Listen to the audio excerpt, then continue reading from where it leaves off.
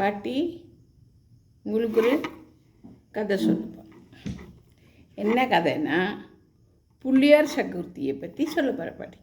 எனக்கு எங்கள் பாட்டி சொன்னது நான் உங்களுக்கு சொல்கிறேன். நான் எப்படி புள்ளியார் சதுர்த்தி கும்பிட்றதுன்னு கேட்டு பார்த்தா யாருக்கும் தெரியல, ஏதோ சொல்கிறேன். சிவன் பார்வதியை கல்யாணம் பண்ணி இருக்கிற இவங்க காசியில் இருக்க வடகாசியில் இருக்கிறாங்க. அப்போ இருக்கும்போது இப்படி ஊரெல்லாம் சுற்றி காட்டுவாங்க பார்வதிக்கு. காட்டும்போது இலங்கை காட்டும்போது பார்வதி சொல்லுவோம், நம்மளுக்கு இங்கே தனியாக வந்து இருக்கலாம், அந்த இலங்கையிலே இருந்துடலாங்க அப்படின்னு சொல்லுவோம். சரி, அதுக்குன்னு நம்ம இருந்துக்கலான்னு சிவன் அப்படியே போய் சந்தோஷமாக அவங்க இங்கே இருக்கிறாங்க, காசி வடகாசியில் இருக்கிறாங்க, காசி விஸ்வநாதன் கோவில் அங்கே இருக்கிறாங்க. அப்போ சரி பார்க்கலாம் அப்படின்னு சிவன் சொல்லுவாங்க. இப்படி இருந்துன்னு இருக்கும்போது அங்கே ஒரு பிரச்சனைகளெல்லாம் வந்து எப்போ இந்த ராவணன் அண்ணன் இருக்குல்ல, ராவணன் அண்ணன் வந்து குபேந்திரன், இவர் சிவனுக்கு ஃப்ரெண்டு.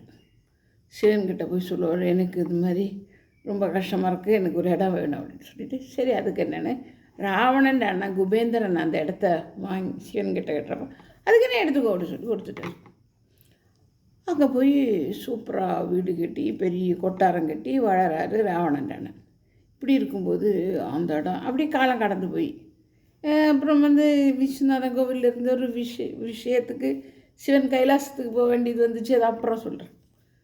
அப்புறம் வந்து இந்த மாதிரி இருக்கும்போது இப்போ உங்களுக்கு நான் ஒரு பொருள் தந்தேன், நீங்கள் அதை வச்சு வாழணும்ல, அதை வந்து ஏணும் அது என்ன பெருமையாக வந்து பீத்திக்கிட்டே இருப்பார் இந்த குபேந்திரன் கல்யாணம் ஆகி 2 குழந்தை பிறந்திருக்கு.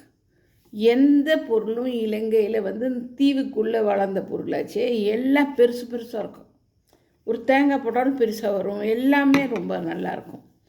அது வந்து அடிக்கடி போய் கைலாசத்தில் போய் விருப்பத்திக்கிட்டே இருப்பார் இந்த சிவன்கிட்டையும் பார்வதிக்கிட்டையும் இந்த குபேந்திரன். வாங்க எங்கள் வீட்டுக்கு வாங்களேன், எங்கள் வீட்டுக்கு வாங்களேன், எங்கள் வீட்டில் ஒரு விருந்து சாப்பிடுங்கன்னு கூப்பிட்டுக்கிட்டே இருப்பார்.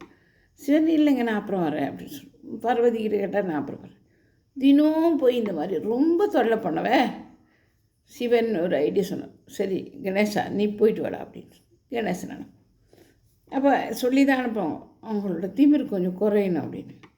இங்கே வந்து இல்லாததும் பொருளாததும் நல்லா சமைச்சு வச்சு, இதை பாரு அப்படி இருக்குது, இது இப்படி இருக்குது, வெள்ளி பாத்திரம் பாரு, அத்தை பாரு, இத்தை ரொம்ப பீதிக்கிட்டே இருப்பான். கணேசன் இருக்க கொஞ்சம் சாப்பிட்ற சைஸில் உள்ள ஆள், சமையாக எல்லாத்தையும் சாப்பிடுவார், ஒன்றுமே இல்லை. அப்போ இப்படி சாப்பிட்டுட்டே இருக்கும்போது கடைசியில் ஒன்றும் இல்லை, பருப்பு இல்லை, உப்பு இல்லை, ஒன்றும் இல்லைங்க. எனக்கு இன்னும் பசிக்குது.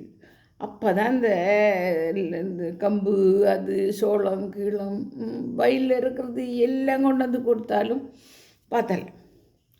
அப்போ இந்த 2 பிள்ளர் பசங்க இருக்கான் பற்றி, அந்த 2 பசங்களையும் இந்த குபேந்திரன் வயலில் ஓட்டுவான்.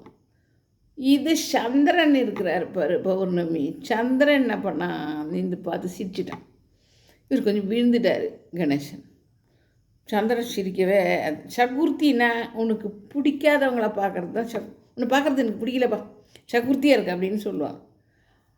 அதுதான் இந்த அத்தை சகுர்த்தி தான் புளியார் சகுர்த்தி. அது 2 ஒன்றா வரும். சகுர்த்தி அன்றைக்கி நம்ம அந்த நிலவை பார்க்கக்கூடாது, அதனால இப்படி சிரித்ததுனால நீ நாசமாப்படா அப்படின்னு ஏதோ சொல்லிடுறாரு. அப்போ நிறுத்த முடியல. இந்த 2 பசங்கள் போய் ஓடி மரமாக்கிடுவாங்க. அது அப்புறம் பிரேதாயுகத்தில் கிருஷ்ண யுகத்தில் வந்து கிருஷ்ணனை உரல் கொண்டு வந்து இடித்த பிறகு அது 2 பேரும் உயிர் வரும். அது வந்து குபேந்திரன் பசங்க தான். அது அப்புறம் சொல்கிறேன். இப்போ இந்த மாதிரி கஷ்டப்படுத்தின பிறகு தான் இந்த குபேந்திரன் அந்த அது திமிரு குறைஞ்சிச்சு.